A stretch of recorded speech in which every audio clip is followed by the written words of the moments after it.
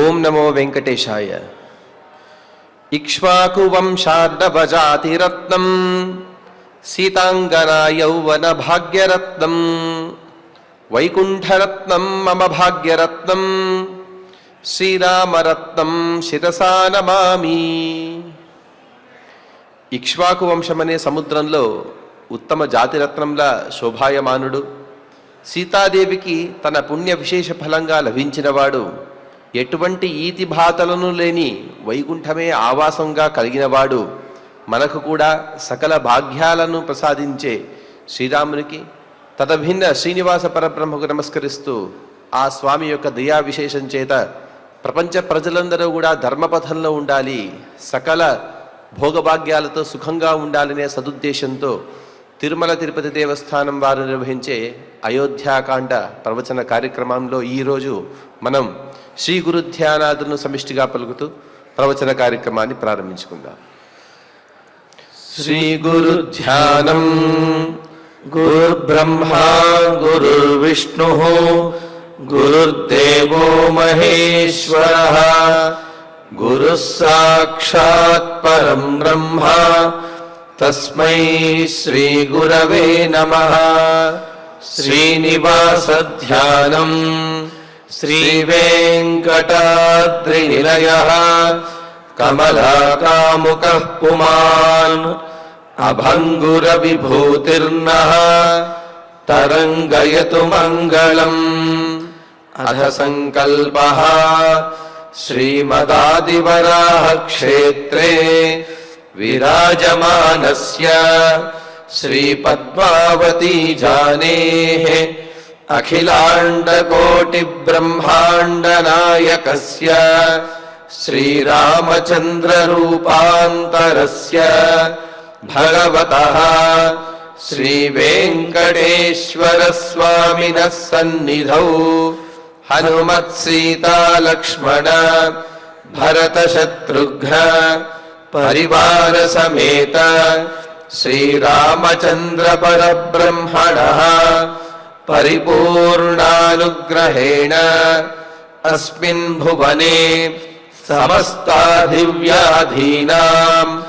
నివారణార్థం భారతవర్షే విద్యా విత్త వాణిజ్య కృషి వైద్య వైజ్ఞానిక దేశరక్షణాదిరంగేషు విద్యమానానాం ఆస్తిక మహాజనానాం సర్వేషాం సకుటుంబానాం ఆయురారోగ్యైశ్వర్య సద్బుద్ధి ఇత్యాది సర్వశుభఫల ప్రాప్త్యర్థం ధర్మాచరణ ద్వారా శ్రీరామరాజ్యస్య పునర్వ్యవస్థాపనార్థం ఉద్యోగార్థినాం సముచితోద్యోగ ప్రాప్త్యర్థం దంపతీనాం అనుకూల దాంపత్య సిద్ధ్యర్థం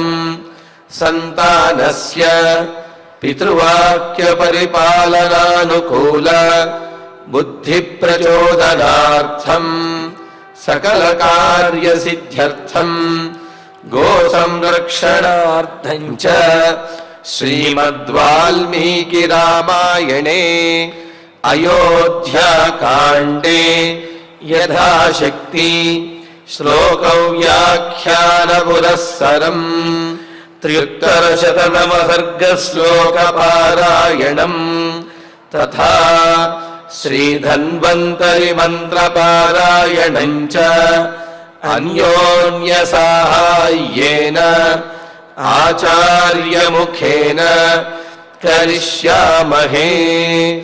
శ్రీ వాల్మీకి ప్రార్థనా. కూజంతం రామ రామేతి మధురం మధురాక్షరం ఆరుహ్య కవితాశాఖాం వందే వాల్మీకి కోకిలం. శ్రీ ఆంజనేయ ప్రార్థనా. మనోజవం మారుతతుల్యవేగం జితేంద్రియం బుద్ధిమతాం వరిష్టం వాతాత్మజం వానరయూథముఖ్యం శ్రీరామదూతం శిరసా నమామి. శ్రీరామాయణ ప్రార్థనా వాల్మీకిగిరి సంభూత రామసాగరగామిని. పునాతి భువనం పుణ్యా రామాయణ మహానది. శ్రీరామ ప్రార్థనా అయోధ్యాఖ్యేతు గుర్వర్ధే త్యక్త్వా రాజ్యం గిరౌ వసన్. పాదుకే భరగాయాదాత్ స రామః శరణం మమ. శ్రీరామచంద్ర పరబ్రహ్మణే నమః. అథ శ్రీమద్ రామాయణే ఆదికావ్యే అయోధ్యాకాండే త్ర్యుత్తరశతమః సర్గః. శ్రీమన్నారాయణ చరణౌ శరణం ప్రపద్యే. శ్రీమతే నారాయణాయ నమః. శ్రీరామాయ నమః. సర్వభోగైః పరిత్యక్తం రామం సంప్రేక్ష్య మాతరః ముముచుః అశ్రూణి సస్వరం శోకకర్షితాః. చిత్రకూట పర్వతానికి రామచంద్రమూర్తి వనవాసానికి రాగా ఆయనను వెనక్కి తీసుకువెళదాము అని చెప్పి భరతుడు తన సర్వ సైన్యములతోటి, మంత్రులతోటి, అమాత్యులతోటి, గురువులతోటి, పురోహితులతోటి, అయోధ్యాపుర ప్రజలతోటి, తన తల్లులందరితోటి కలిసి చిత్రకూట పర్వతానికి వచ్చాడు. మరి ముందు ఆ సైన్యమంతటిని కూడా ఆ పర్వతానికి అల్లంత దూరంలో ఉంచి తాను అదేవిధంగా సుమంత్రుడు మొదలైన వారు వెళ్ళారు. వెళ్ళి రాముడికి విషయం తెలియజేసి దశరథ మహారాజు గతించినటువంటి విషయాన్ని కూడా తెలియజేసి నీవు రావాలన్నయ్యా అని ప్రార్థించి, అంతకంటే ముందుగా ఇక్కడ దశరథ మహారాజుకు అత్యంత ప్రీతికరమైనటువంటి వాడివి, ఇష్టమైన వాడివి, ప్రియమైన వాడివి నీవు కావున నీవు కనుక ఆ తర్పణములు ఇచ్చినట్లయితే, పితృకార్యములు చేసినట్లయితే తండ్రి గారు ఎంతో ఆనందిస్తారు అనగానే ఇక రాముడు బాధపడి తర్వాత కర్తవ్యాన్ని, ఎంత బాధలోనైనా కర్తవ్యాన్ని స్మరించకూడదు కదా, అందుకని మందాకిని నది తీరానికి వచ్చి అందరూ కూడా అక్కడ రామచంద్రుడు వీళ్ళు ఆ దశరథ మహారాజుకి జలతర్పణములు, తిలతర్పణములు, పిండ ప్రదానాదులు వీటినన్నింటినీ కూడా కానించి చక్కగా యథావిధిగా చేసి మరలా పర్ణశాల దగ్గరికి వెళ్ళి అన్నదమ్ములు వీరందరూ కూడా మరి ఒకరినొకరు పట్టుకుని ఆ విధంగా విలపిస్తూ ఉంటే ఈ ధ్వని విన్నటువంటి దూరంగా ఉన్నటువంటి సైన్యము వీళ్ళందరూ కూడా రాముడి దగ్గరికి వచ్చేసి వారందరూ బాధపడుతూ ఉన్నారు.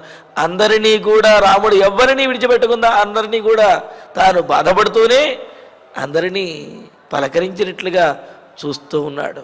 మరి ఇంతలో వశిష్ఠ మహర్షి తల్లులను, అంటే కౌసల్యాది మాతలు ఎవరైతే ఉన్నారో వారందరినీ తీసుకురమ్మని భరతుడు ఇంతకు పూర్వమే చెప్పాడు కదా. అప్పుడు ఇంకా వశిష్ఠుల వారు ఆ తల్లులందరినీ కూడా ముందు నడిపిస్తూ తాను వారి వెనకాల వస్తూ రాముడిని సమీపిస్తూ ఉంటే ఆ వచ్చేటటువంటి దారిలో మందాకిని తీరంలో కౌసల్యాదేవి రామలక్ష్మణుల యొక్క కాలి అందరిన అడుగు జాడలను, వారు చేసినటువంటి పితృకర్మకు సంబంధించినటువంటి అక్కడ ఉన్నటువంటి విషయములను చూచి అయ్యయ్యో ఎంతటి దారుణమైన స్థితి వచ్చింది, దశరథ మహారాజుకి ఈ విధంగా పిండ్యాకం అంటే గారపిండితో చేసినటువంటి ఈ ఆహారాన్ని పిండ ప్రదానాలు స్వీకరించే పరిస్థితి వచ్చిందా? అంతేలే, రాముడు ఇప్పుడు అడవిలో ఉండి మరి ఆ ఇంగుది వృక్షం యొక్క గార చెట్టు యొక్క పిండినే ఆహారంగా తీసుకుంటున్నాడు కావున ఆయన పిండ ప్రదానంగా కూడా తన తండ్రికి దానినే సమర్పించాడు, అంతకంటే చేయగలిగిందేమున్నది అని చెప్పి అనుకుంటూ ఇలాగా బాధపడుతూ ఉంటే మరి ఆ రామచంద్రుణ్ణి చిత్రకూట పర్వతం మీద చూచిన తర్వాత ఎలా చూశారా, పర్ణశాల ముందు ఆస్థరణం మీద ఒక రాయి మీద కూర్చుని ఉన్నాడు రామచంద్రమూర్తి. కూర్చుని ఉంటే అయ్యో, చక్రవర్తిగా ఉండి సింహాసనం మీద కూర్చోవలసినటువంటి వాడు ఎటువంటి స్థితి పొందాడు అని అంటూ సర్వభోగై పరిత్యక్తం రామం సంప్రేక్ష్య మాతరః ఆర్తా మూచురశ్రూని సస్వరం శోకకర్షితా అని చెప్తాంటూ సర్వభోగై పరిత్యక్తం సమస్తమైనటువంటి భోగములని కూడా కోల్పోయినటువంటి వాడు అని బాధపడుతున్నాడు. పైగా ఈ తల్లులందరూ కూడా ఇప్పటికే దశరథ మహారాజు గతించినటువంటి శోకంతో, రామచంద్రుడు దూరమైనటువంటి శోకంతో కృషించిపోయి ఉన్నారు. అలా కృషించినటువంటి వారు మరలా ఇక్కడికి వచ్చేటప్పటికి రాముడు ఆ విధంగా జటావల్కలమును ధరించి ఉండి కూర్చోవడానికి కనీసం ఆసనం కూడా లేకుండా అలా నేల మీద కూర్చొని ఉండడం చూచి అన్ని భోగాలు విడిచిపెట్టేసి ఇలాగ కూర్చొని ఉన్నటువంటి రాముడిని చూసి ఆర్తాహ ఎంతో దుఃఖాన్ని పొందినటువంటి వారై సస్వరం అశ్రుని మూచు పెద్దగా ధ్వని చేస్తూ కన్నీళ్లను విడిచిపెడుతూ ఉన్నారు. అంతేకాదు తాసాం రామ సముత్థాయ జగ్రాహ చరణాన్ శుభాన్ మాతॄణాం మనుజవ్యాగ్రహ సర్వాసాం సత్యసంగరః.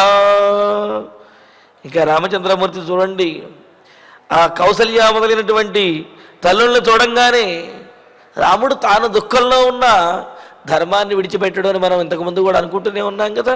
అందుకనే మనుజవ్యాగ్రహ, మనుషులలో శ్రేష్ఠుడు, మానవ జన్మకు ఆదర్శప్రాయమైనటువంటి వాడు. అందుకనే అంటారు కావ్యాలు వీటినన్నింటినీ చదవటం ద్వారా ప్రయోజనం ఏమిటండి అంటే రామాదివత్ వర్తితవ్యం న రావణాదివత్ అని చెప్పి, అంటే రాముడిలాగా మానవులందరూ ఉండాలి అని తెలుసుకోవటం కోసమే మనం ఈ కావ్యాలన్నీ కూడా చదువుతాం. అందుకనే ఇక్కడ మనుజవ్యాగ్రహ, మనుజశ్రేష్ఠుడైనటువంటి ఆ రామచంద్రమూర్తి తల్లులను చూచి ఆ చూచిన వెంటనే లేచి ఎదురేగి కౌసల్యాది తల్లులందరికీ కూడా పాదాభివందనం చేస్తూ ఉన్నాడు. చేస్తూ ఉంటే తాసాం రామ సముత్థాయ చరణాన్ శుభాం జగ్రాహ, సమస్తమైనటువంటి శుభములను కలుగజేసేవైన ఆ తల్లిల యొక్క పాదములను పట్టుకుని నమస్కారం చేస్తూ ఉన్నాడు. అంతేకాదు సత్యసంగరహ అని అన్నారు. సత్యసంగ్రహ అంటే సత్య ప్రతిజ్ఞ కలిగినటువంటి వాడు అని అర్థం. సత్య ప్రతిజ్ఞ కోసమే ఈ విధంగా వనవాసానికి వచ్చిన వాడు అని అర్థం. మరి ఇక్కడ వారికి నమస్కారం పెడితే వాళ్ళు ఏమని దీవించాలి? వారికి నమస్కారం పెట్టి రాముడు ఏమని కోరుకోవాలి? సహజంగా భగవంతునికో లేకపోతే ఎవరికైనా నమస్కారం చేసినట్లయితే కనుక వాళ్ళు ఏదో ఆశీర్వదిస్తారు, ఆశీర్వచనం మనకు సిద్ధించాలి అని చెప్పి నమస్కారం పెడుతూ ఉంటాం. మరి వనవాసానికి వచ్చినటువంటి రాముడు ఏమైనా నమస్కారం చేస్తాడు అని అంటే తనకు ఎటువంటి కష్టములు ఎన్ని ఆపదలు వచ్చినప్పటికీ కూడా తాను ఆచరించవలసినటువంటి ధర్మాన్ని మాత్రము తప్పకుండా ఆచరించే విధంగా ఆశీర్వదించండి అని చెప్పి వారందరికీ నమస్కారం చేస్తారు. మరి వారు కూడా తాపానిభి సుఖస్పర్శై మృద్వంగుళితలై శుభై ప్రమమార్జు రజపృష్టాత్ రామస్యాయతలోచనా. వాళ్ళందరూ కూడా అలాగ పాదాభివందనం చేస్తున్నటువంటి రాముణ్ణి ఆ రాముని యొక్క భుజముల మీద నిమురుతూ అడవిలో తిరుగుతూ జటావల్కలను ధరించి ఎటువంటి అలంకరణ లేకుండా శరీరం అంతా కూడా దుమ్ము బట్టి ఉన్నది రాముని యొక్క దేహము. మరి వాళ్ళు చూడంగానే అయ్యయ్యో, శరీరం గంధపు లేపనంతో మెరుస్తూ ఉండవలసినటువంటి శరీరం ఇలాగ ధూళితోటి ఉన్నదే అని చెప్పి ఆ తల్లులకి నమస్కరించగానే వాళ్ళు తమ చేతులతోటి రాముడి బుధముల మీద ఉన్నటువంటి ఆ ధూళిని వాటిని తీసేస్తూ అలాగా శిరస్సుని నిమురుతూ ఉన్నారట. సుఖస్పర్శై, ఎంతో సుఖకరమైనటువంటి స్పర్శ ఇచ్చేటటువంటిది తల్లి స్పర్శ. అందుకనే బిడ్డకు తల్లి స్పర్శ అనేది అది మొదటి నుంచి తెలుస్తుంది అని. అంటే ఎటువంటి ఊహ, ఎటువంటి ఆలోచనలు ఇవి లేనటువంటి పరిస్థితుల్లో కూడా పుట్టినటువంటి బిడ్డకి ఆ రోజు నుంచే తల్లి స్పర్శ అనేది తెలుస్తుంది. అంటే తనను ఎత్తుకున్న తల్లా కాదనేది కూడా తెలుస్తుందిట. అంత సుఖమైనటువంటి స్పర్శ, అంత భద్రమైనటువంటి స్పర్శ తల్లి స్పర్శ అని చెబుతారు. అందుకనే ఇక్కడ చూడండి, అందుకే ఏమంటున్నారు ఇక్కడ సుఖస్పర్శై మృద్వంగుళితలై శుభై పాణిభి, చక్కగా మృదువుగా నిమురుతూ రామచంద్రమూర్తిని ఆ చేతులతోటి పృష్ఠాత్ రామస్య ఆయతలోచనా పెద్దమైనటువంటి కళ్ళు చేసుకుని రాముణ్ణి చూస్తున్నారట. ఎంతకాలమైందయ్యా నేను చూచి, మాకిలా దూరం అయ్యావా అని చెప్పి వాళ్ళు కళ్ళు పెద్దవి చేసుకుని కళ్ళ నిండా కన్నీళ్లు దాంతో మరింతగా పెద్దవి చేసి ఆ రాముణ్ణి అలాగా చూస్తూ ఉన్నారు. పద్మముల వంటి విశాలమైనటువంటి నేత్రములతోటి ఎంతో వాత్సల్యంతో కరుణాదృష్టితోటి రాముణ్ణి చూస్తూ తమ చేతులతోటి రాముని యొక్క శిరస్సును అదేవిధంగా భుజములను కూడా నిమురుతూ అక్కడ ఉన్నటువంటి ధూళిని కూడా తీస్తూ వాళ్ళ ఆ విధంగా రాముణ్ణి ఓదార్చుతూ ఉన్నారు. సౌమిత్రిరపితా సర్వా మాతృ సంప్రేక్ష్య దుఃఖిత అభ్యవాదయదాసక్తం శనై రామాదనంతరం. ఇంకా లక్ష్మణస్వామి రాముడు తల్లులందరికీ నమస్కారం చేస్తూ ఉన్నాడు. వెనకాల లక్ష్మణుడు కూడా సరే, ఆయన చాలా కోపంగా ఉండేవాడు. పైగా వీళ్ళందరినీ చూస్తే మరింత కోపం కలుగుతుంది ఆయనకి. ఇంతమంది ఉండి కూడా రాముడిని వనవాసానికి పంపించేశారు, ఏ ఒక్కళ్ళు ఆపలేకపోయారు. ఇప్పుడు వచ్చేమో చిత్రకూటం దగ్గరికి వచ్చి ఈ విధంగా కన్నీళ్లు పెట్టుకుంటారా అన్నట్లుగా ఆయనకి కోపం ఉన్నది మనస్సులో. అయినప్పటికీ కూడా ఆ ధర్మాన్ని కనుక ఆచరించకపోతే అన్నగారు మరలా ఏమన్నా నొచ్చుకుంటాడేమో, తల్లులను గౌరవించకపోతే అన్నగారు నొచ్చుకుంటారన్నట్టుగా మరి ఇక్కడ గౌరవిస్తున్నాడు. భరతుడు కూడా ఇదే మాట అంటే ఈ విధంగానే అంటాడు. కైకేయితో మాట్లాడుతూ, నిన్ను కనుక దండించినట్లయితే నా అన్న రామచంద్రుడు నాతో మాట్లాడడు, నన్ను చూడడు, అందుకని చెప్పి నిన్ను దండించకుండా విడిచిపెడుతున్నాను అని చెప్పి అంటాడు. మరి అలాగే ఇక్కడ చూడండి, సౌమిత్రి కూడా అంటే ఆ సుమిత్రానందరుడైనటువంటి లక్ష్మణుడు కూడా సర్వాహాతాహ మాతృ తల్లులందరికీ కూడా రాముడి వెనకాలే రాముడు నమస్కారం చేస్తుంటే తల్లులందరికీ ఈయన కూడా ధర్మంగా నమస్కారం చేస్తూ ఉన్నట్ట. అసక్తం అంటే విరామం లేకుండా ఆ వెనకాల వెళ్ళి నమస్కారం చేస్తున్నాడు. ఇక్కడ అసక్తము అంటే ఆసక్తి లేకుండా అనే అర్థం కూడా పెద్దలు మనకు చెప్పారు. ఎందుకు ఆసక్తి లేదు అని అంటే, ఇన్ని కష్టములు పడుతూ రాముడికి ఇన్ని కష్టాలు కలగజేసినటువంటి వారు మరి వీరికి ఇలా నమస్కారం అంటే ధర్మంగా చేయాలి కాబట్టి నమస్కారం చేస్తున్నాడు తప్ప నమస్కారం చేయాలి అనే ఆలోచన అంటే ఆ ఆదరం అనేది ఆయనలో కనిపించడం లేదు. కొంత కోపం అనేది ఇంకా ఉన్నది అని చెప్పటం కోసమే ఈ విధంగా అసక్తం అనే పదాన్ని ఇక్కడ ప్రయోగించారట. అలాగా అసక్తం అనాసక్తతగానే లక్ష్మణుడు కూడా వారందరికీ నమస్కారం చేస్తూ ఉన్నాడు. యథా రామే తథా తస్మిన్ సర్వా వృతిరే స్త్రియ వృత్తిం దశరథాజ్జాతే లక్ష్మణే శుభలక్షణే. మరి శుభలక్షణములు కలిగినటువంటి వాడు లక్ష్మణో లక్ష్మి సంపన్న అని అన్నారు. కావున శుభలక్షణములు కలిగినటువంటి ఆ లక్ష్మణుడు కూడా అలా వచ్చి నమస్కారం చేస్తుంటే ఈ తల్లులందరూ రాముడిని ఎంత ఆదరంగా దగ్గరకు తీసుకుని అలా నిమురుతూ ప్రేమగా ఆదరంగా ఆయనను ఆశీర్వదించారో, ఓదార్చే విధంగా మాట్లాడారో ఉన్నారో, అదేవిధంగా లక్ష్మణుడిని కూడా అందరూ కూడా తల్లులందరూ దగ్గరకు తీసుకుని చాలా గొప్పగా లక్ష్మణుడిని కళ్ళు పెద్దవి చేసి చూస్తున్నారట. ఏమని అంటే, వనవాసానికి రావలసినటువంటి బాధ్యత తండ్రి యొక్క మాట కోసమని రావలసినటువంటి బాధ్యత రాముడిది అయితే, వనవాసానికి రావలసినటువంటి అవసరం లేకపోయినప్పటికీ కూడా అన్నగారి మీద ఉన్నటువంటి ప్రేమతోటి రాజ్యభోగాలను వేసి వచ్చినటువంటి వాడివి, నీకంటే గుణవంతుడు ఇంకెవరుంటారయ్యా అని అంటూ, నిన్ను కన్న తల్లి కంటే కూడా అదృష్టవంతురాలు గొప్పది ఇంకెవరు ఉంటారని తెలియజేయడం కోసమే సౌమిత్రి అని సుమిత్రానందనుడు అని చెప్పి అంటూ మరి అందరూ కూడా రామలక్ష్మణులు అలా నమస్కారం చేస్తుంటే వారిని నిమురుతూ వాత్సల్యంతో దగ్గరకు తీసుకుంటూ ఉన్నారు. సీతాపి చరణాంస్తాసాం ఉపసంగృహ్య దుఃఖిత శ్వశ్రూణామశ్రుపూర్ణాక్షి సా బభూవాగ్రత స్థిత. ఇంకా సీతాదేవి కూడా వచ్చినటువంటి తన అత్తగారులందరికీ కూడా వరుసగా ఆమె కూడా నమస్కరిస్తూ ఉన్నది. నమస్కరిస్తూ ఉంటే వారందరికీ కూడా కళ్ళ వెంట నీరు ఆగటం లేదు. ఎటువంటి సీతాదేవికి ఎటువంటి స్థితి వచ్చింది అని చెప్పి అనుకుంటూ ఇక్కడ చూడండి, సీతాదేవి కూడా దుఃఖిస్తూనే ఎందుకండి దుఃఖము అంటే రాజ్యాన్ని కోల్పోయాము అని దుఃఖము కాదు.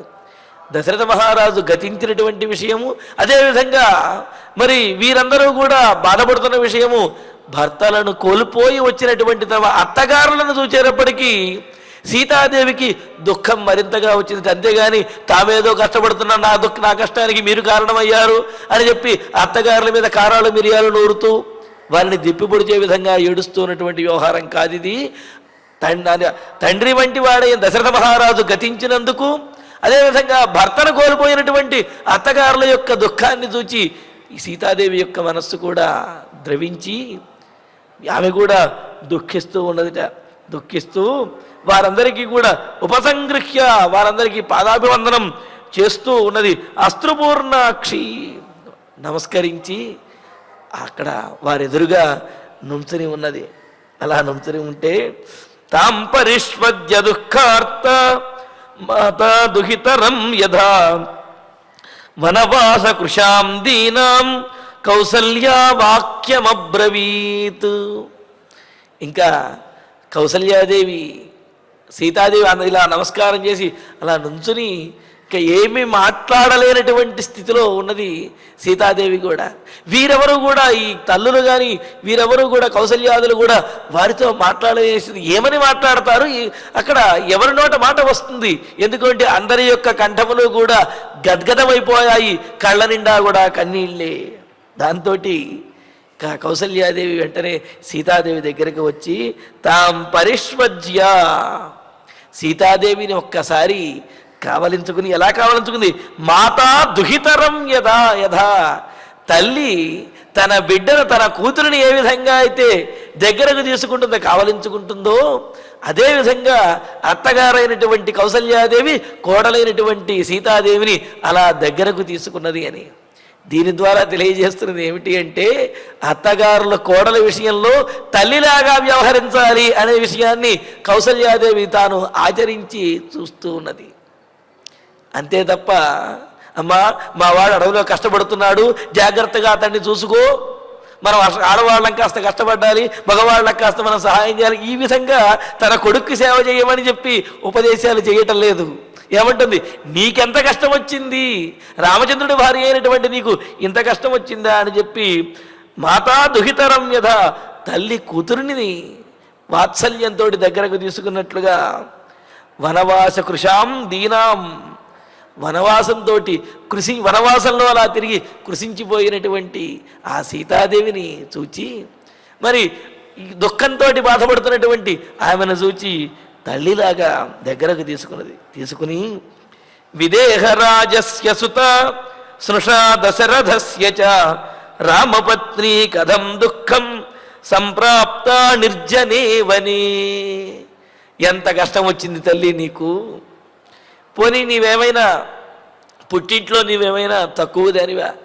విదేహరాజు కుమార్తె అయినటువంటి దానివి, జనక మహారాజు యొక్క కుమార్తెవి, అందరూ కూడా కర్మనిష్ఠులు, అదేవిధంగా భగవద్ అనుగ్రహాన్ని పూర్తిగా కలిగినటువంటి వాళ్ళు, తమ కర్తవ్యమును నిర్వర్తించడంలో ముందు ఉండేటటువంటి వారు.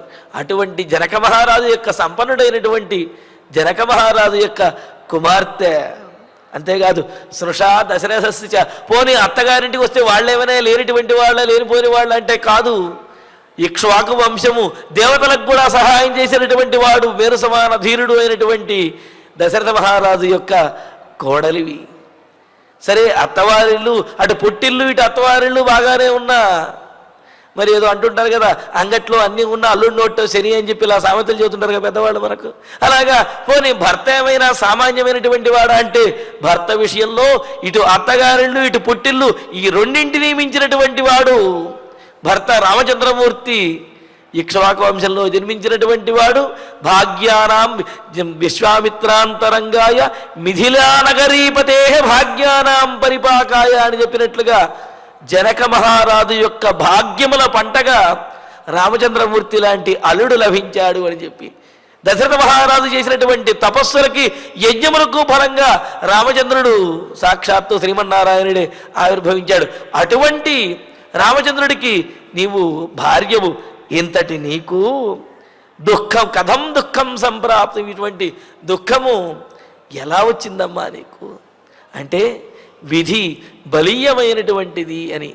ఇదే మాటను సుందరకాండలో రామచంద్రమూర్తి కూడా అంటాడు, ఎది సీతాపి దుఃఖార్త కాలోహి దురతిక్రమ. సీతాదేవికి కూడా ఇటువంటి కష్టములు వచ్చాయి అంటే కాలాన్ని ఎవరూ కూడా అతిక్రమించలేరు అని చెప్పి అంటారు. అంటే రాముడికి కష్టం వచ్చింది అంటే రాముడు కష్టపడతాడండి, కానీ రాముడి యొక్క భార్య అయిన సీతాదేవికి కష్టం వచ్చిందంటే మాత్రం మరి అది ఎంతో విధి విలాసము అన్నట్లుగా మరి సీతాదేవి కష్టాన్ని అంతగా మరి అందరూ కూడా చూసి బాధపడ్డారు అన్నమాట.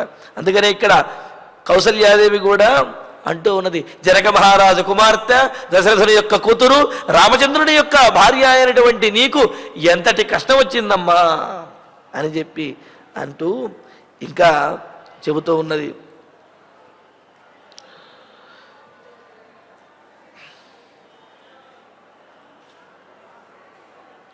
స్వామి తర్వాత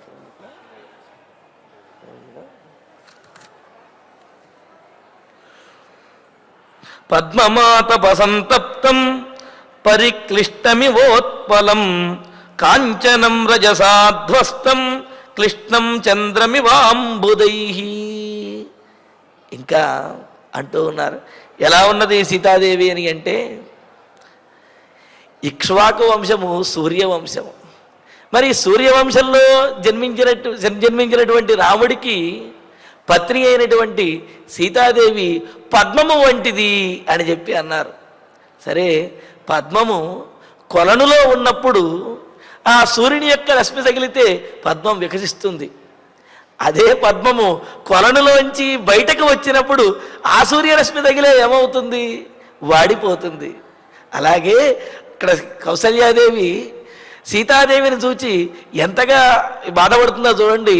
అయోధ్య నగరంలో ఉన్నప్పుడు మరి ఎంత గొప్పగా ఉండేదానివమ్మా, సమస్తమైనటువంటి ఆభరణములు ధరించినటువంటి దానివై సమస్తమైనటువంటి పరిచారికా గణములు కూడా సేవిస్తూ ఉంటే లావణ్యంతో ఉండేటటువంటి నీవు ఇలాగ అడవిలో ఇంత కష్టపడవలసినటువంటి స్థితి వచ్చిందా అని చెప్పి, అంటే మా వంశానికి వచ్చి మెట్టినింటికి వచ్చినటువంటి నీవు పద్మములాగా ప్రకాశించవలసినటువంటి నీవు మా వలననే, అంటే ఇక్ష్వాకు సూర్యవంశం వారి వలననే ఈ విధంగా వాడిపోయినటువంటి కమలంలాగా, అంటే అయోధ్య నగరంలో ఉన్నప్పుడు సూర్యవంశం వారి వలననే నీవు ప్రకాశించినట్టుగా ఎంతో చక్కగా ఉన్నావు.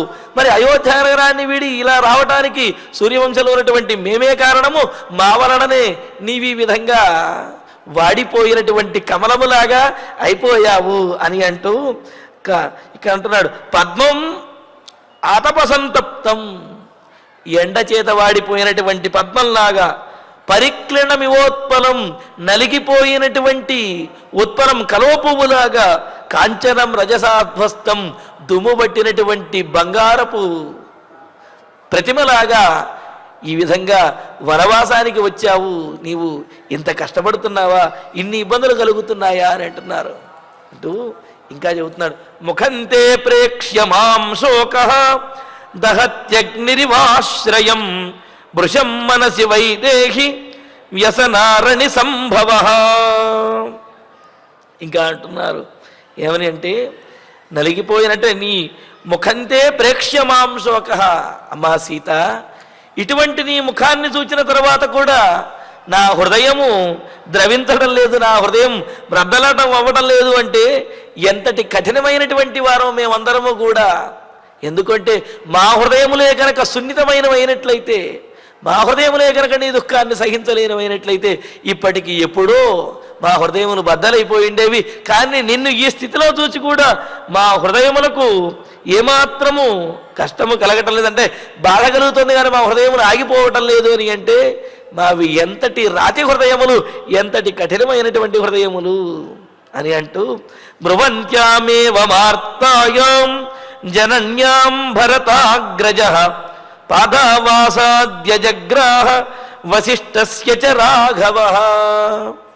ఈ విధంగా కౌసల్యాదేవి సీతాదేవిని దగ్గరకు తీసుకుని ఆమె యొక్క కష్టాన్ని చూచి తాను బాధపడుతూ ఆమె ఎంతో ఇలా శోకిస్తూ ఉంటే, మరి రామచంద్రమూర్తి కౌసల్యాదేవి దగ్గర నుంచి మొదలుపెట్టి అందరి తల్లులందరికీ కూడా నమస్కారం చేస్తూ ఉన్నాడు అనుకున్నాం కదా.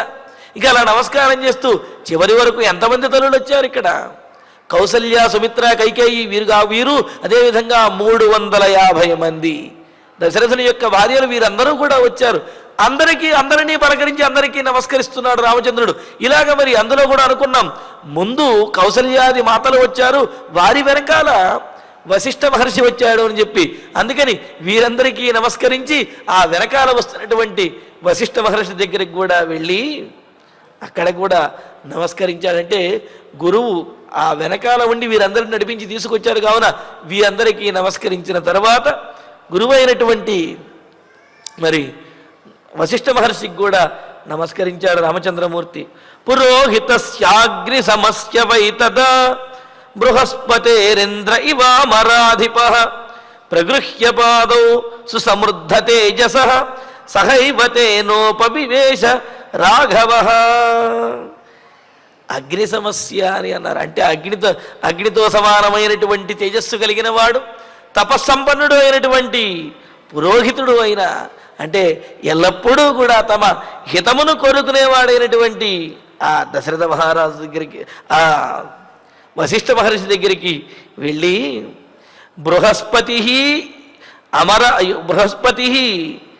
బృహస్పతిం ఇంద్రహైవ, బృహస్పతికి ఇంద్రుడు ఏ విధంగా అయితే నమస్కరించి ఆయన యొక్క ఆశీస్సులను తీసుకుంటాడో అదేవిధంగా రామచంద్రుడు కూడా తమ కులగురువు అయినటువంటి వశిష్ఠ మహర్షికి నమస్కరించి ఆయన యొక్క ఆశీస్సులు తీసుకుంటున్నాడు. ప్రగృహ్య పాదం సుసమృద్ధ తేజస, గొప్ప తేజస్సంపన్నుడైనటువంటి ఆ వశిష్ఠ మహర్షి యొక్క పాదములను పట్టి నమస్కరించి ఆయన దగ్గరే సహైవ తేనోపవివేశ రాఘవ, ఆయన వద్దే కూర్చున్నాడు. అంటే గురువు యొక్క సాన్నిధ్యము, గురువు యొక్క ఆశీస్సులు ఎంతటి వారికైనా సరే, అవతార పురుషులకైనా సరే అవసరము. గురువుల ద్వారానే అన్నీ సిద్ధిస్తాయి, అన్నింటినీ సాధించగలుగుతాము అని చెప్పి, అందుకనే చూడండి ఇక్కడ రాముడు తల్లులకి నమస్కరించిన తర్వాత గురువు గారికి నమస్కరించి పాదాభివందనం చేసి ఆయన వద్దనే కూర్చున్నాడు. తతో జఘన్యం సహితై సమంత్రిభిః పురప్రధానైశ్చ సహైవ సైనికైః జనేన ధర్మజ్ఞతమేన ధర్మవాన్ ఉపోపవిష్టో భరతస్తదాగ్రజం. ఇంకా ఎప్పుడైతే ఈ తల్లులందరికీ నమస్కరించి దశరథ రామచంద్రమూర్తి వశిష్ఠ మహర్షి దగ్గర కూర్చున్నాడో వెంటనే భరతుడు కూడా వశిష్ఠుల దగ్గరికి వచ్చేశాడు. ఎందుకని? వశిష్ఠుల వారి దగ్గర ఉన్నట్లయితే తాను కాస్త వశిష్ఠుల వారి యొక్క వత్తాసు, ఆయన యొక్క ఆధారంతో రాముడిని ఒప్పించి వనవాసాన్ని విరమింపజేసి అయోధ్య నగరానికి తీసుకువెళ్ళొచ్చు అని చెప్పి, మరి ఎప్పుడైతే రాముడు వశిష్ఠుల వారి దగ్గర కూర్చున్నాడు వెంటనే భరతుడు కూడా అక్కడికి వచ్చేశాడు.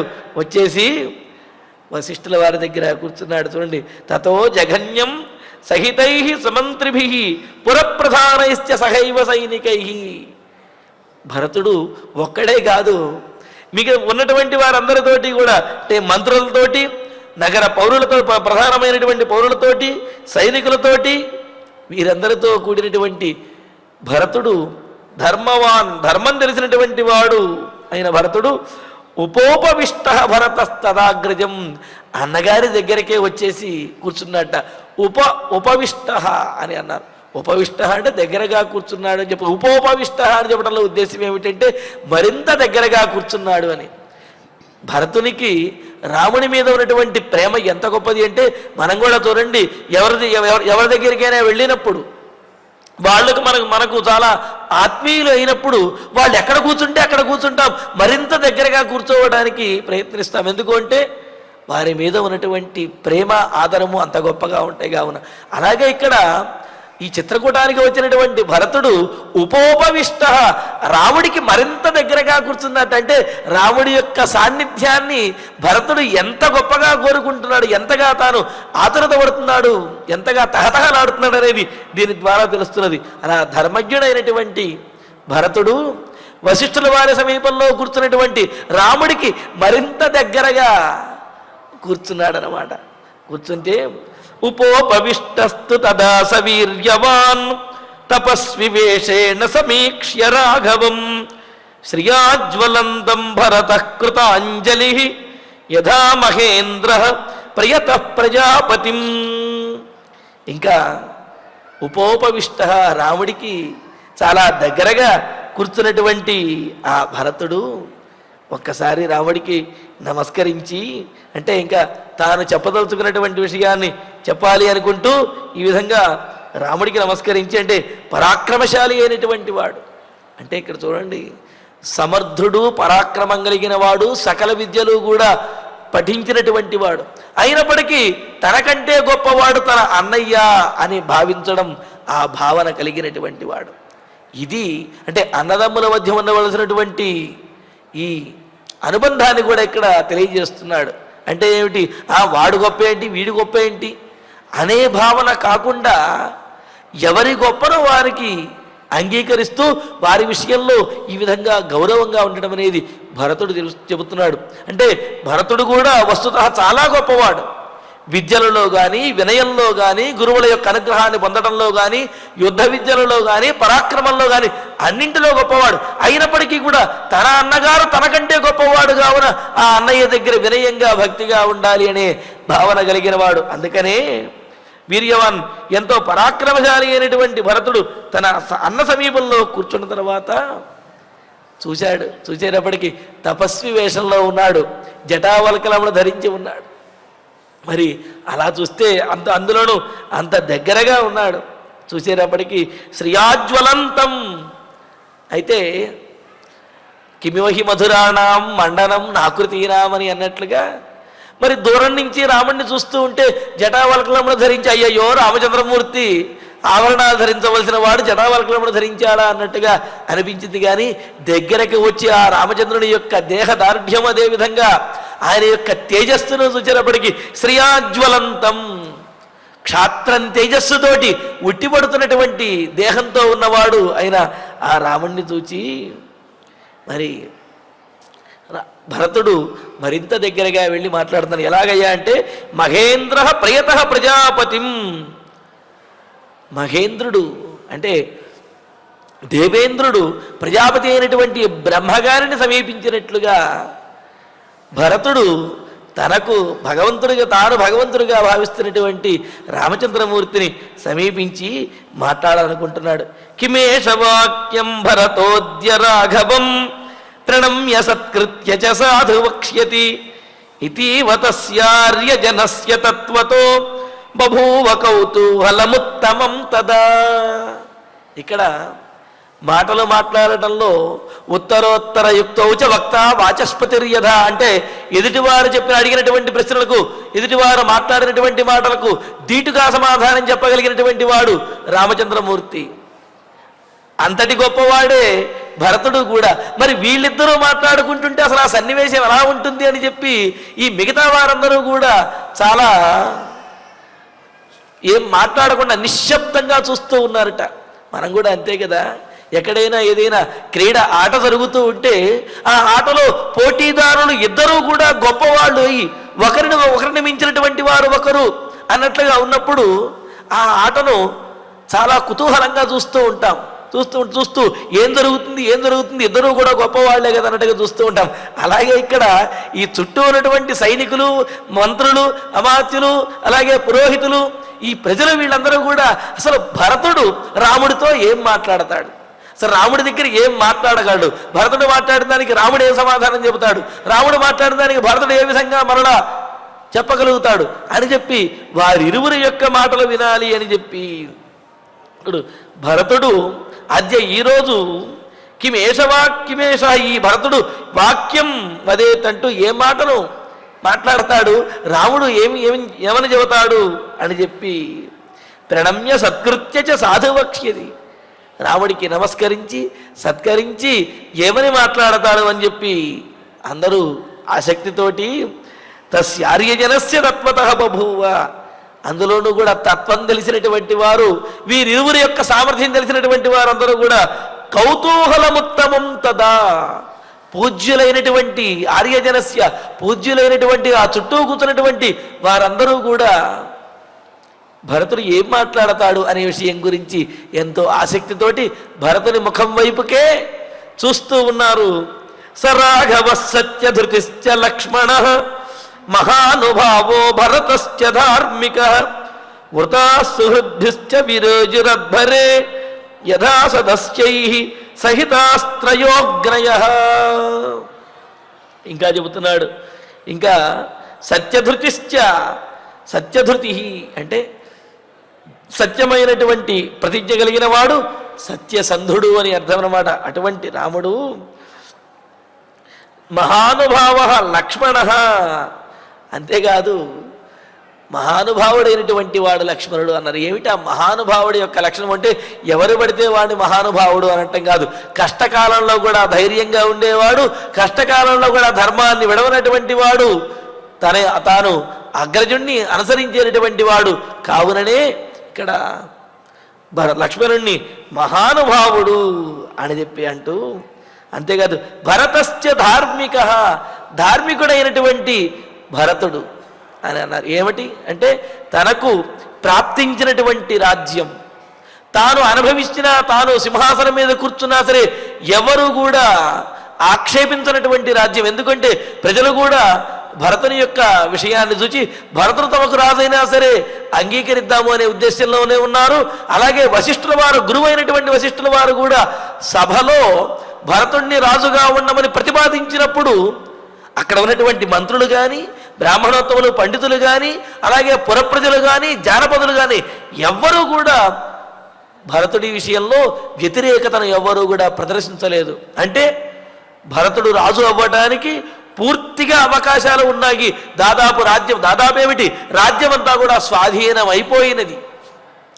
అలాగా తనకు స్వాధీనమైపోయినటువంటిది, తన పొరపాటేమి, ఏ పాపము లేకుండా, తాను ఏ పాపము చేయకుండానే వచ్చినటువంటిది అయినటువంటి రాజ్యాన్ని కూడా ధర్మంగా అన్నగారికే దక్కాలి అనే ఉద్దేశ్యంతో మరలా అన్నకు అప్పచెప్పటం కోసం అని చెప్పి వచ్చినవాడు. కావున ఇక్కడ ధార్మిక భరతశ్చ, ధార్మికుడైనటువంటి ఆ భరతుడు కూడా ఇంకా తమ బంధుమిత్రులతోటి వృతా సుహృద్భిశ్చ, బంధువులతోటి మిత్రులతోటి కూడినటువంటి వారై, అంటే ఏమిటి వీరందరి యొక్క వత్తాసు తీసుకుని, అంటే వీరందరినీ కూడా తనకు అనుకూలంగా మాట్లాడి రాముణ్ణి వెనక్కి తీసుకువెళ్ళాలి కదా, అందుకని వీళ్ళందరినీ తీసుకొచ్చాడు కదా, అందుకని వీళ్ళందరితోటి కూడినటువంటి వాడై భరతుడు రాముడితోటి మాట్లాడాలనుకుంటున్నాడు.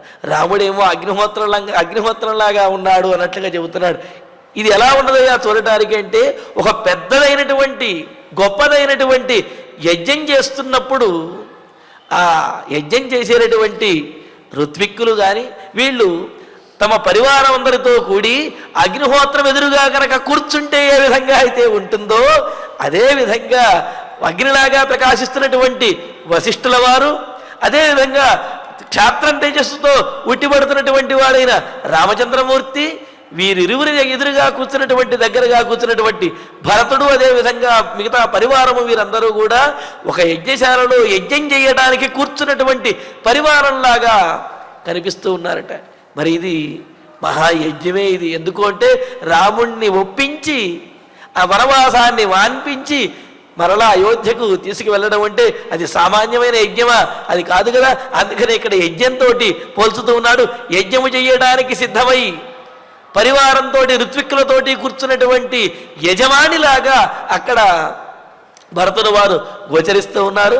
మరి భరతుని యొక్క ఆ యజ్ఞం ఏదైతే ఉందో, రాముణ్ణి వెనక్కి తీసుకువెళ్ళాలి అనే యజ్ఞం, మరి ఆ విషయంలో ఏమని మాట్లాడాడు, రాముడు ఎలా సమాధానం చెప్పాడనే విశేషాలను తరువాతి ప్రవచనంలో, తరువాతి సర్గలో మనం తెలుసుకుందాము. ఇక ఇప్పుడు ఆచార్యుల వారి ద్వారా శ్లోకాలను పారాయణ చేసుకుందాము. సర్వభోగైః పరిత్యక్తం రామం సంప్రేక్ష్య మాతరః ఆర్తాముముచర శ్రూణి సస్వరం శోకకర్షితాః తాసాం రామః సముత్థాయ జగ్రాహ చరణాన్ శుభాన్ చరణాన్ శుభాన్ మాతॄణాం మనుజవ్యాఘ్రః మాతॄణాం మనుజవ్యాఘ్రః సర్వాసాం సత్యసంగరః సర్వాసాం సత్యసంగరః తాః పాణిభిః సుఖస్పర్శైః పాణిభిః సుఖస్పర్శైః మృద్వంగుళితలైః శుభైః మృద్వంగుళితలైః శుభైః ప్రమమార్జూరజః పృష్ఠాత్ ప్రమమార్జూరజః పృష్ఠాత్ రామస్యాయతలోచనాః రామస్యాయతలోచనాః సౌమిత్రిరపితాः సర్వాः సౌమిత్రిరపితాः సర్వాः మాతృः సంప్రేక్ష్య దుఃఖితः మాతృः సంప్రేక్ష్య దుఃఖితः అభ్యవాదయతాసక్తం అభ్యవాదయతాసక్తం శనైః రామా తదంతరం శనైః రామాదనంతరం యథా రామే తథా తస్మిన్ యథా రామే తథా తస్మిన్ సర్వాపవృతిరే స్త్రియః సర్వావవృతిరే స్త్రియః వృత్తిం దశరథాజ్జాతే వృత్తిం దశరథాజ్జాతే లక్ష్మణే శుభలక్షణే లక్ష్మణే శుభలక్షణే సీతాపి చరణాంస్తాసాం సీతాపి చరణాంస్తాసాం ఉపసంగృహ్య దుఃఖితా ఉపసంగృహ్య దుఃఖితా శ్వశ్రూణామశ్రుపూర్ణాక్షీ శ్రూణామశ్రుపూర్ణాక్షీ సా బభూవాగ్రతస్థితా సా బభూవాగ్రతస్థితా తాం పరిష్వజ్య దుఃఖార్థాం తాం పరిష్వజ్య దుఃఖార్తాం మాతా దుహితరం యథా మాతా దుహితరం యథా వనవాసకృశాం దీనాం వనవాసకృశాం దీనాం కౌసల్యా వాక్యమబ్రవీత్ కౌసల్యా వాక్యమబ్రవీత్ విదేహరాజస్య సుతా విదేహరాజస్య సుతా స్నుషా దశరథస్య చ వృషా దశరథస్య చ రామపత్నీ కథం దుఃఖం రామపత్నీ కథం దుఃఖం సంప్రాప్తా నిర్జనే వనే సంప్రాప్తా నిర్జనే వనే పద్మమాతపసంతప్తం పద్మమాతపసంతప్తం పరిక్లిష్టమివోత్పలం పరిక్లిష్టమివోత్పలం కాంచనం రజసాధ్వస్తం కాంచనం రజసాధ్వస్తం క్లిష్టం చంద్రమివాంబుదైః క్లిష్టం చంద్రమివాంబుదైః ముఖం తే ప్రేక్ష్య మాం శోకః ముఖం తే ప్రేక్ష్య మాం శోకః దహత్యగ్నిరివాశ్రయం దహత్యగ్నిరివాశ్రయం భృశం మనసి వైదేహీ వృషం మనసి వైదేహి వ్యసనారణి సంభవః వ్యసనారణి సంభవః బ్రువంత్యామేవ మార్తాయాం బ్రువంత్యామేవ వార్తాయాం జనన్యాం భరతాగ్రజః జనన్యాం భరతాగ్రజః పాదావాసాద్య జగ్రాహ పాదావాసాద్య జగ్రాహ వసిష్ఠస్య చ రాఘవః వసిష్ఠస్య చ రాఘవః పురోహితస్యాగ్ని పురోహితస్యాగ్ని సమస్య వై తదా సమస్య వై తదా బృహస్పతేరింద్ర బృహస్పతేరింద్ర ఇవామరాధిపః ఇవామరాధిపః ప్రగృహ్య పాదౌ ప్రగృహ్య పాదౌ సుసమృద్ధ తేజసః సమృద్ధ తేజసః సహైవ తేన సహైవ తేన ఉపవివేశ రాఘవః ఉపవివేశ రాఘవః తతో జఘన్యం తతో జఘన్యం సహితైః సమంత్రిభిః సహితైః సమంత్రిభిః పురప్రధానైశ్చ పురప్రధానైశ్చ సహైవ సైనికైః సహైవ సైనికైః జనేన ధర్మజ్ఞతమేన జనేన ధర్మజ్ఞతమేన ధర్మవాన్ ధర్మవాన్ ఉపోపవిష్టో ఉపోపవిష్టః భరతస్తదాగ్రజం భరతస్తదాగ్రజం ఉపోపవిష్టస్తు ఉపోపవిష్టస్తు తథా స వీర్యవాన్ తథా స వీర్యవాన్ తపస్వి వేషేణ తపస్వి వేషేణ సమీక్ష్య రాఘవం సమీక్ష్య రాఘవం శ్రియాజ్వలంతం శ్రియాజ్వలంతం భరతః కృతాంజలిః భరతః కృతాంజలిః యథా మహేంద్రః యథా మహేంద్రః ప్రయతః ప్రజాపతిం ప్రియతః ప్రజాపతిం किमेष वाक्यम् किमेष वाक्यम् भरतोऽद्य राघवम् भरतोऽद्य राघवम् प्रणम्य सत्कृत्य च प्रणम्य सत्कृत्य च साधु वक्ष्यति साधु वक्ष्यति इतीव तस्य आर्यजनस्य तत्त्वतः आर्यजनस्य तत्त्वतः बभूव कौतूहलम् उत्तमं तदा स राघवः सत्यधृतिश्च लक्ष्मणः महानुभावः भरतश्च धार्मिकः वृताः सुहृद्भिश्च विरेजुरध्वरे यथा सदस्यैः सहितास्त्रयोग्नयः स राघवः सत्यधृतिश्च लक्ष्मणः महानुभावो भरतश्च धार्मिकः वृताः सुहृद्भिश्च विरेजुरध्वरे यथा सदस्यैः सहितास्त्रयोग्नयः इत्यार्षे श्रीमद् रामायणे आदिकाव्ये अयोध्याकाण्डे त्रत्तुरशततमः सर्गः ఇక మనం ఫలశ్రుతిని ప్రారంభించి మంగళ శ్లోక పర్యంతం సమిష్టిగా పలుకుతూ ఈ కార్యక్రమాన్ని సంపూర్ణం చేసుకుందాం. ఫలశ్రుతి ఆయుష్యమారోగ్యకరం యశస్యం సౌభ్రాతృకం బుద్ధికరం సుఖం చ శ్రోతవ్యమేతన్నియమేన సద్భిః ఆఖ్యానమోజస్కరబుద్ధికామైః శ్రీరామచంద్ర పరబ్రహ్మణే నమః. అధ ధన్వంతరి ధ్యానం అచ్యుతానంత గోవింద విష్ణో నారాయణామృత రోగాన్ మే నాశయా శేషాన్ ఆశు ధన్వంతరే హరే. ఆరోగ్యం దీర్ఘమాయుష్యం బలం తేజోధియం శ్రియం స్వభక్తేభ్యోనుగృహంతం వందే ధన్వంతరిం హరిం. ధన్వంతరేరిమం శ్లోకం భక్త్యా నిత్యం పఠంతి యే అనారోగ్యం న తేషాం స్యాత్ సుఖం జీవంతి తే చిరం. ఓం నమో భగవతే వాసుదేవాయ ధన్వంతరయే అమృతకలశహస్తాయ వజ్రజలౌకహస్తాయ సర్వామయ వినాశనాయ త్రైలోక్యనాథాయ మహావిష్ణవే స్వాహా. ఓం వాసుదేవాయ విద్మహే సుధాహస్తాయ ధీమహి తన్నో ధన్వంతరి ప్రచోదయాత్.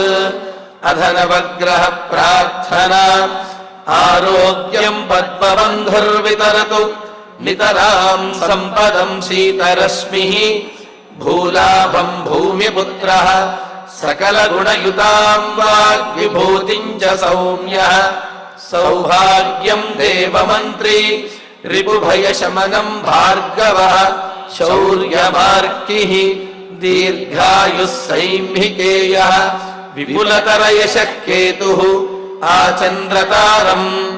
అరిష్టాని ప్రణశ్యంతు దురితాని భయాని చ శాంతిరస్తు శుభం మేస్తు గ్రహాః కుర్వంతు మంగళం. అధ క్షమా ప్రార్థనా యదక్షరపదభ్రష్టం మాత్రాహీనం చ యద్భవేత్ తత్సర్వం క్షమ్యతాం దేవ నారాయణ నమోస్తుతే. అథ భగవత్ సమర్పణం కాయేన వాచా మనసేంద్రియైర్వా బుద్ధ్యాత్మనా వా ప్రకృతే స్వభావాత్ కరోమి యద్యత్ సకలం పరస్మై నారాయణాయేతి సమర్పయామి. అథ మంగళం శ్రియః కాంతాయ కళ్యాణ నిధయే నిధయేర్థినాం శ్రీవేంకటనివాసాయ శ్రీనివాసాయ మంగళం.